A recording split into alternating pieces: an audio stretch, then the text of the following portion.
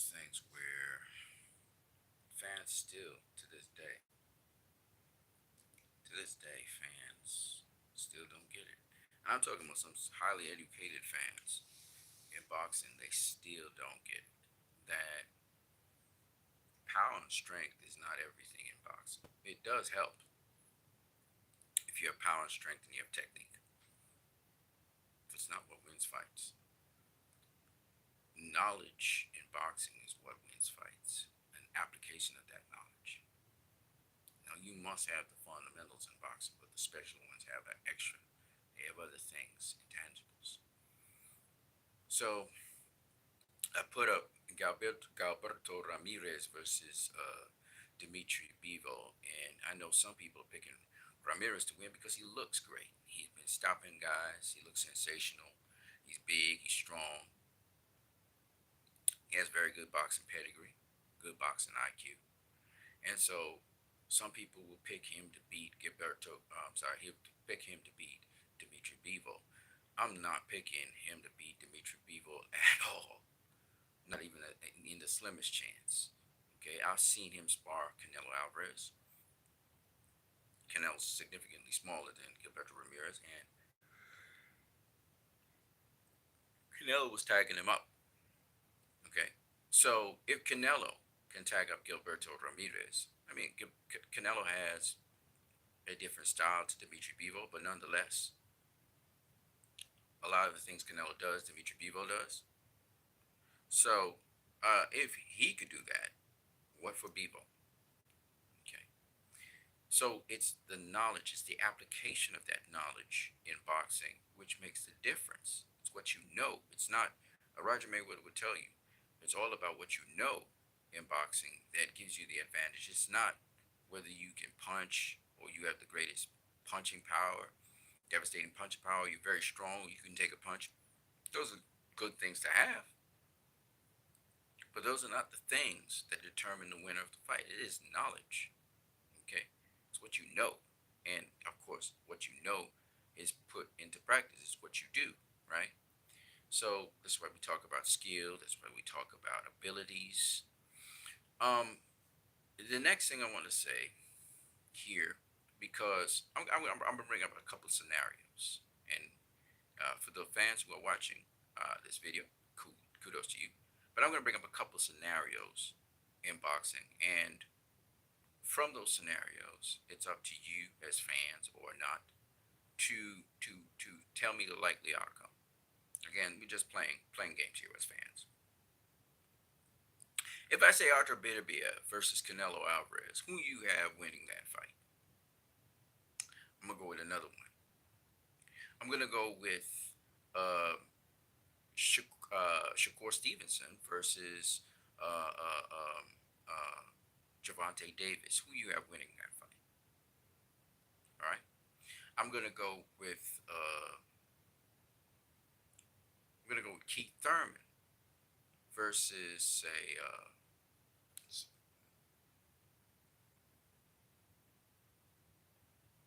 Keith Thurman versus it's a pretty interesting matchup. I'm thinking of somebody who can really box.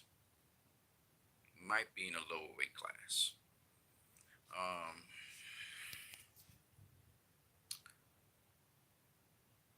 a Keith Thurman versus say, I'm trying to think here. A lot of killers at 140, so I don't want to just pick anybody. Um, yeah, Keith Thurman versus Devin Haney. Who you got winning? Um, let's see who else we can go with. Um, Triple G versus Demetrius Andrade. Who do you have winning? Uh,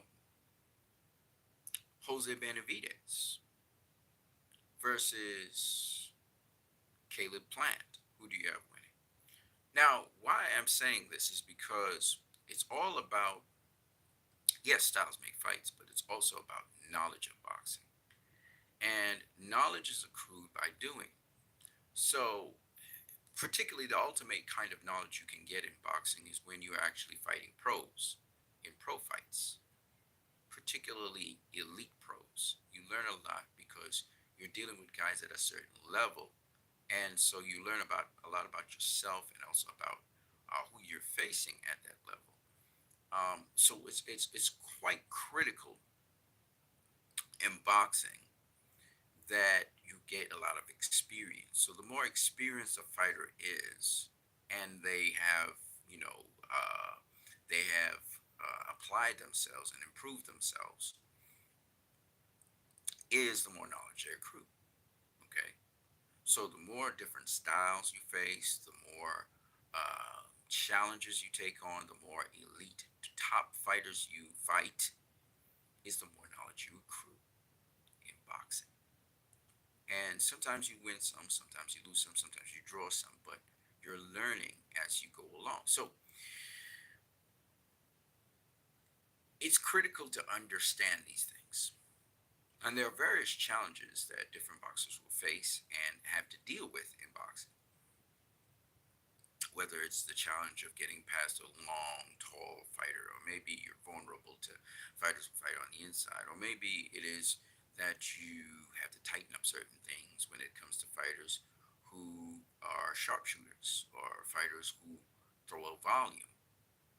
Okay, so there are many different styles. There's many different challenges that fighters will face, and that experience accrued because it's nothing quite like fighting a guy in a pro fight in a ring.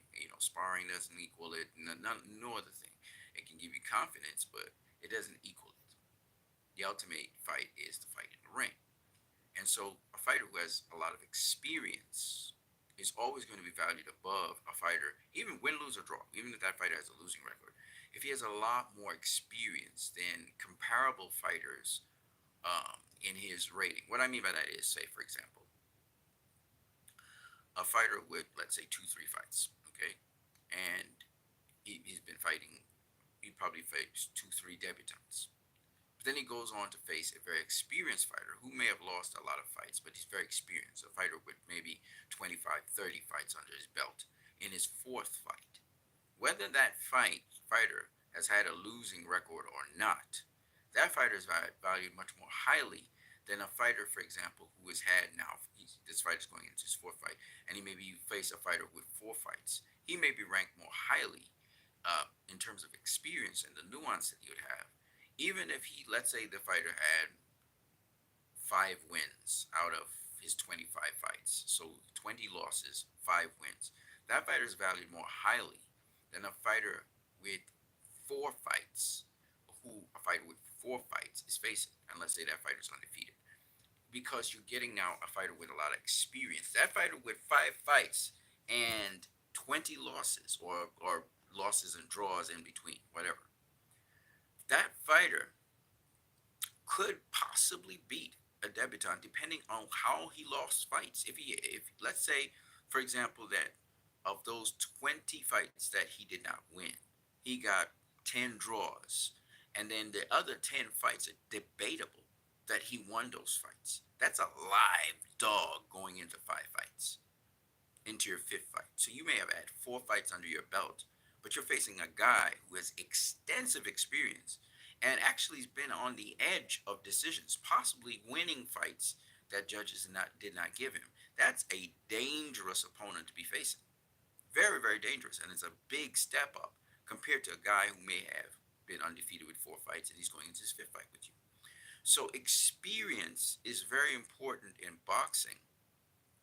Um, and fighting fighters with a lot of experience who have been at the top level and probably still are at the top level is a great plus for a fighter in boxing.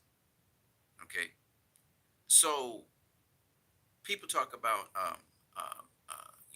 power, strength, and they don't understand experience and knowledge. And when we say knowledge in boxing, as the great late Roger Mayweather said, you don't learn boxing but by doing it. So when we're talking about knowledge, we're not talking about theoretical knowledge like I'm talking to you right now. We're talking about knowledge in terms of boxing knowledge, in terms of doing it. You've done it, so you have that under your belt. That's what we're talking about when we talk about knowledge. And so, and so, you know, when we talk about Canelo and David Benavidez, and people say Canelo is afraid to face David Benavidez because David Benavidez has been stopping everybody he's been facing, or most people he's faced, he stopped. He didn't stop.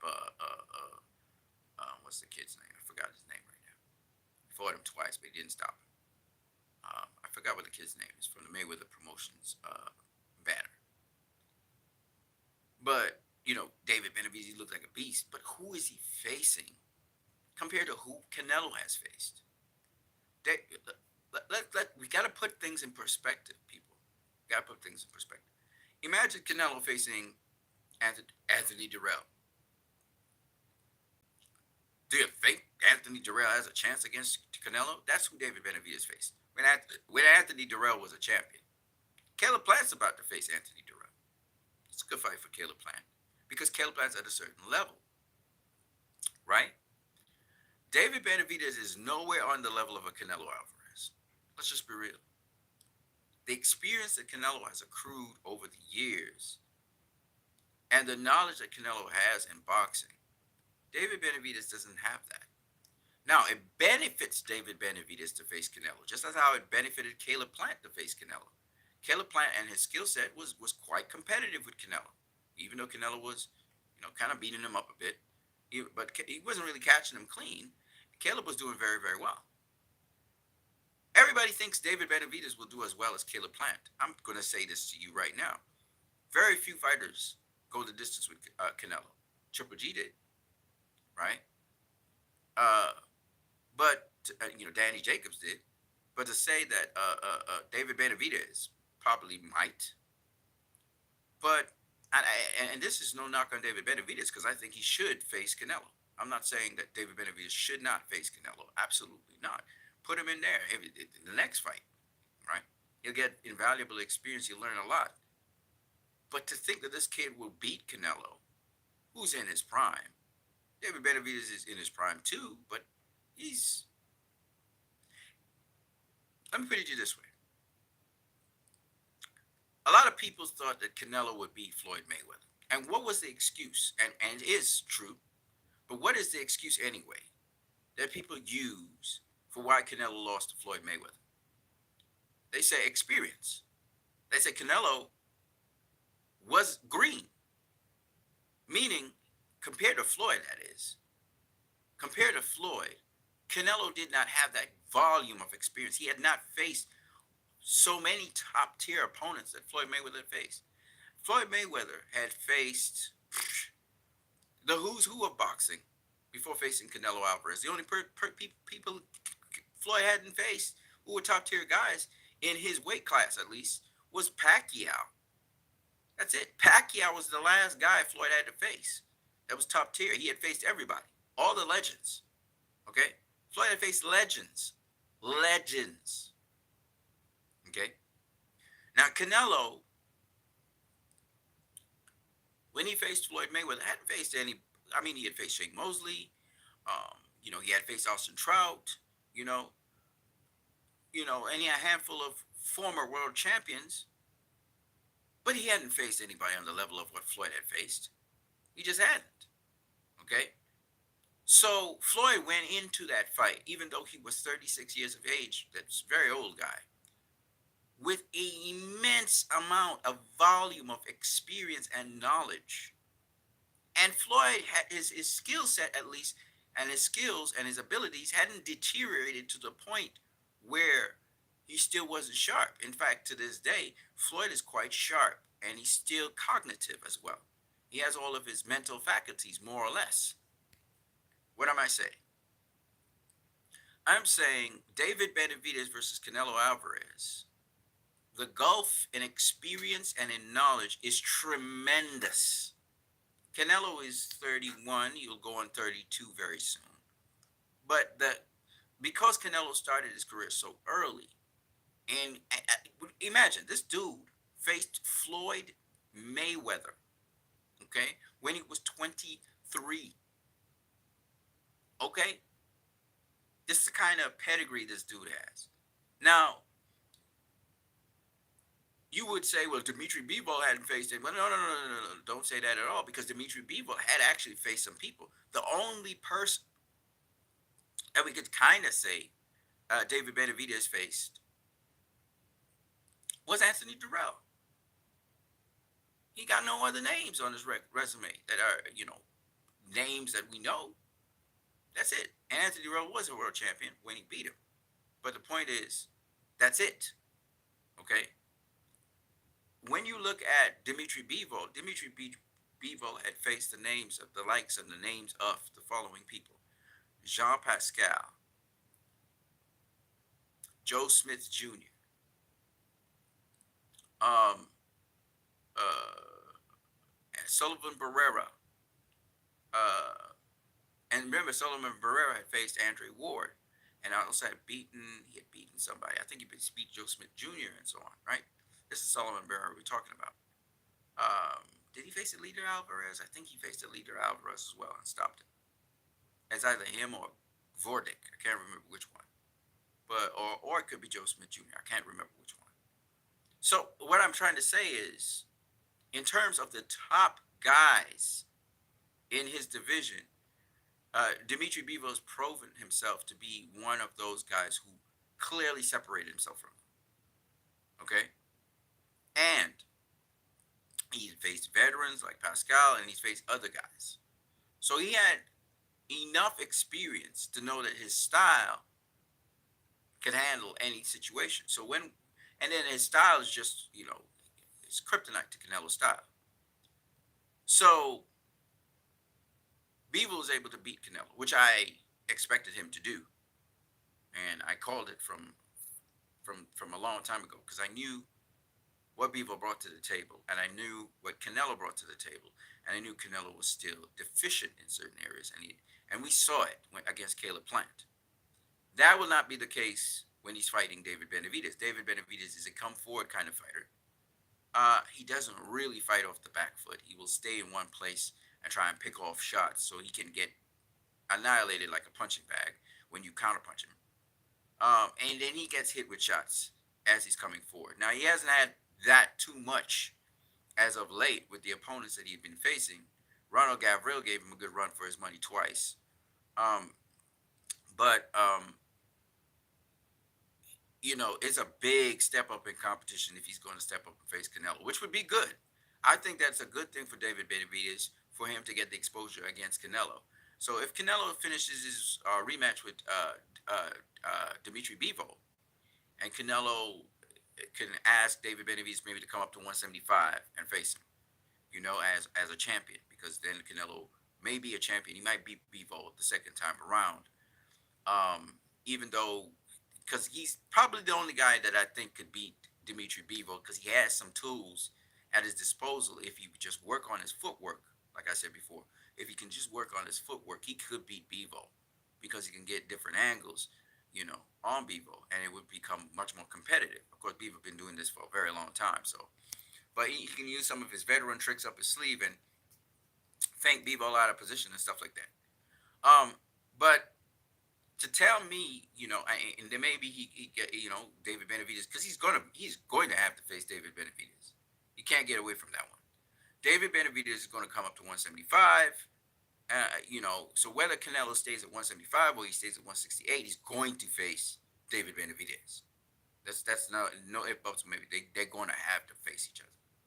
The thing that's kind of sad is if Canelo goes through his entire career and does not face Demetrius Andrade, who he came up and won at 154 with, and Jamal Charlo. Those two guys, he needs to clean that up, and he needs to face those two guys and beat them, or just engage them, just fight them, The hardest, I still think, is Demetrius Andrade, even though he hasn't been fighting very often.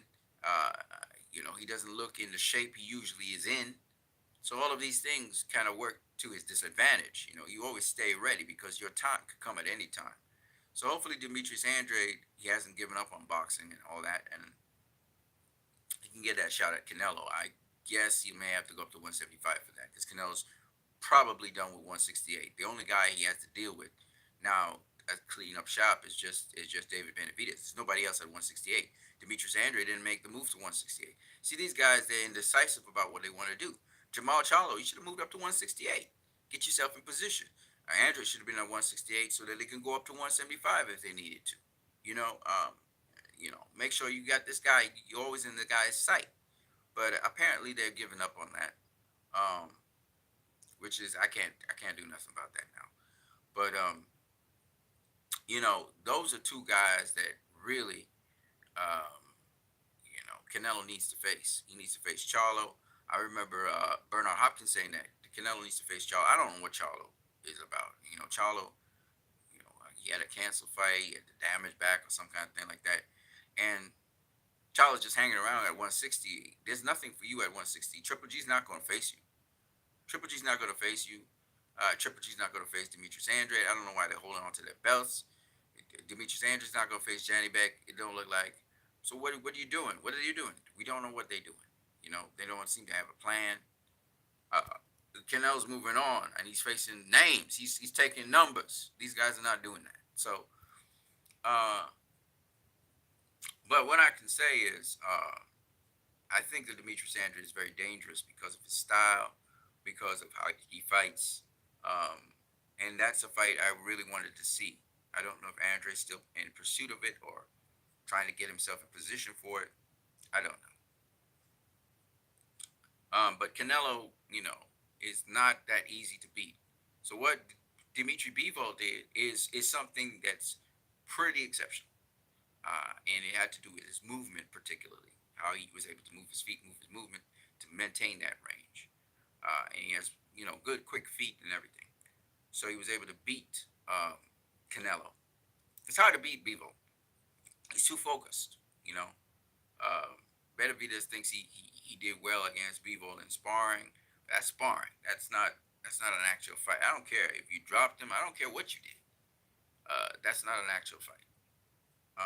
So once again, I think that David Benavidez is a hell of a fighter. But I'm trying to tell people that he's hot and he should get his shot at Canelo. No disrespect to that, but I don't think he beats Canelo at this point in time. I think again you have to have a certain combination of skills to exploit what Canelo does not do well or does inconsistently. That's what you need to have. And David Benavidez doesn't have that. Caleb Plant had some of the tools to make it happen, but he didn't know how to apply himself once he got hurt. It'll be interesting to see what happens with Demetrius Andre versus Canelo. And I don't know why Canelo never faced Charlo. Charlo was again a style that, quite frankly, as strong as Charlo is, I think his style again suits what Canelo does well. Because Canelo does jabbers. Canelo does well against jabbers. It's not just jabbing. It's how you position yourself, how you move your body, how you're precise with your movements and stuff. Canelo has good defense and everything, and he will counterpunch you if you miss or you don't do things correctly. Charlo is strong, sharp, explosive. He showed me some stuff when he faced certain opponents, like I believe it's Brian Adams or John. I can't remember what Adams. Very good fighter, 154 pounder though. Just several other opponents that I saw him do, and he showed he had a little bit of inside games, etc., etc., etc. So I don't know. I think Jamal Charlo's cool with his career. I don't think he's really trying to go at Canelo anymore. Canelo's probably going to go up to 175 very soon and fight there. But there are bigger challenges for him. So, and he's only 31. He's probably going on 32. So he's still young. He still has a lot of fights he can do. There's still talent in different divisions. The Beterbiev guy, the Turbiev. I think Canelo would like to take him on, and I think that would be an interesting fight. But I think Canelo beats Beterbiev as well. So there's a handful of people out there who can beat Canelo. I think Andrade. Bevo showed it. Uh, Maybe Plant on a second try, but Plant will have to go up to 175. I don't see much other guys. And Gilberto Ramirez is a good fighter, but he's not gonna be Canelo. There's just very few guys in that terrain out there that can beat Canelo. Very few. David Benavidez is not one, uh, in my opinion. All right, so that's what I got for you guys. I'm what you need, but again, the obsession with power. Javante Tank Davis. Yes, he has power. Yes, he can box. Don't get me wrong. He's nuanced. He's quick. He's all of that. He's strategic. But I don't see him beating a Devin Haney. I don't see him beating a Shakur Stevenson. I'm just being honest with you guys. Them two guys, I think, beat Tank. I think Devin Haney's going to beat Kambosos again. Uh, might hurt him, might drop him, might stop him. But he's going to beat Kambosos again. And then maybe you get the Lomachenko fight. And we'll see him beat Lomachenko. Either him, it doesn't matter. Lomachenko's going to get beat. It's either going to get beat by Devin Haney or he's going to get beat by Shakur Stevenson. Either of them two guys is going to be the fight that the ultimate fight is going to come down to Devin Haney versus Shakur Stevenson. Okay, them is the two guys. They're not knockout artists, but they're the two guys who are the baddest dudes from 135 to 130. The baddest dudes at 135, 130 is Shakur Stevenson and Devin Haney. It's not Tank. And Tank's a hell of a fighter. And Tank has a lot of experience. He has more experience than Devin Haney and Shakur. So you would say, well, he has more knowledge than Devin Haney and Shakur, but not necessarily. Because Devin Haney's schooled with many different trainers, including the great Floyd Mayweather, his father, Uncle Roger, Jeff Mayweather. I mean, the accruement of knowledge. Remember, knowledge, okay, so knowledge is something you have to do.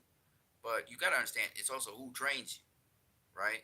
And I'm not knocking Coach Calvin and the other coaches that coach Javante Davis. Javante, a hell of a fighter. But decision making in the ring is a very important thing. Not to say that Devin Haney didn't make some poor decisions in the ring in certain fights and damage his arm. But I'm just saying the decision making in the ring is important. Styles do make fights as well. So there's all of those things you have to consider, because yes, you must have. I mean, Javante has, I believe, more experience in championship fights than Devin Haney does. But Devin Haney has enough experience in championship fights, just like Abiva has enough experience in championship fights to be able to handle a situation like that. Whereas I don't think David Benavidez has, but what, 4 championship fights or so much? Um, Even though he's been a 2-time world champion. Whereas Jamal Cholo has a lot more experience in championship fights. Demetrius Andrew has much more experience in championship fights than David Benavidez. So anyway, that's what I'm saying. And so I just wanted to go back to that narrative because people keep on talking about pow, pow, pow, pow, pow, strength, strength, strength, strength, strength. Yes, knockouts are exciting, but who are these guys knocking out? Right? Javante Tank Davis knocking out Raleigh Romero means nothing to me. He didn't knock out Pitbull Cruz, did he? He didn't knock out Pitbull. Pitbull Cruz is legit. He's a legit fighter. All right? He's legit. He was undefeated when he faced down, and he was more than everybody. So just because a guy's getting explosive knockouts like Gilberto Ramirez is, and he's big and he's strong, or like David Benavidez is, doesn't mean that the more experienced fighter who's been showing his pedigree all the time and dealing with guys like that can't beat this dude, or he's going to be a really tough challenge. No, doesn't mean that.